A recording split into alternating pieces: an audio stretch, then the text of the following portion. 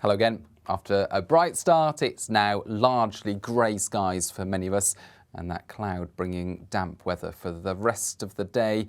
Wettest over Western Hills, especially later on, but you can see some heavier rain there for earlier today, Northern Ireland into parts of Wales, increasingly Western Scotland, western parts of England.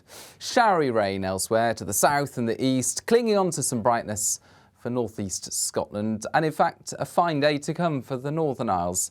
With earlier showers having cleared away, it's looking largely dry and bright. Otherwise, cloudy conditions for virtually everyone, a lot of low cloud, drizzly bits and pieces in many places, more persistent wet weather, North Wales, northwest England, western Scotland. Strengthening wind bringing all of that wet weather through, touching gale force Outer Hebrides later on.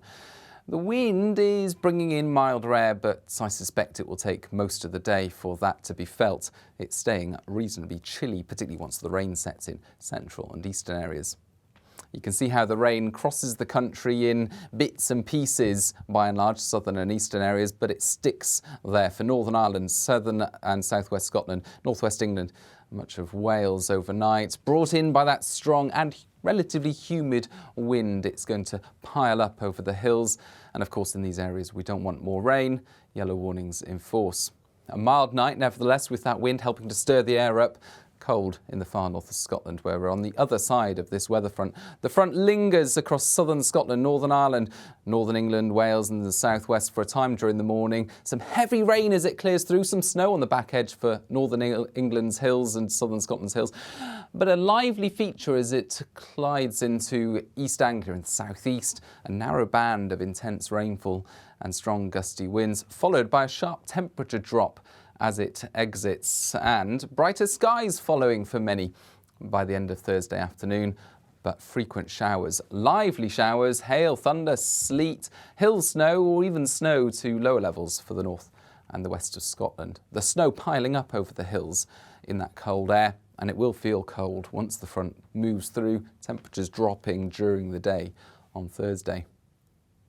So now we say goodbye to the last of the weather front, a few showers following Thursday evening, and then it's clearing skies overnight for many, but further showers pushing into central and western Scotland, Northern Ireland, western parts of England, North Wales.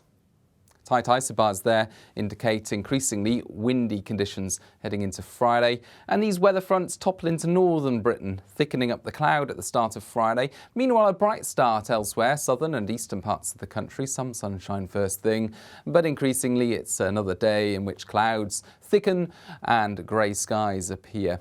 The rain heavy and prolonged over the hills of northern and western Britain.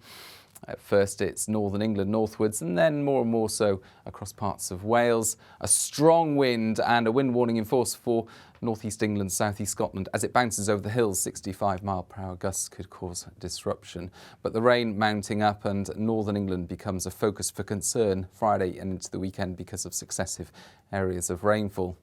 With the wind, of course, it's not going to feel particularly pleasant, but temperatures will be climbing through the day because it's a return to slightly milder conditions.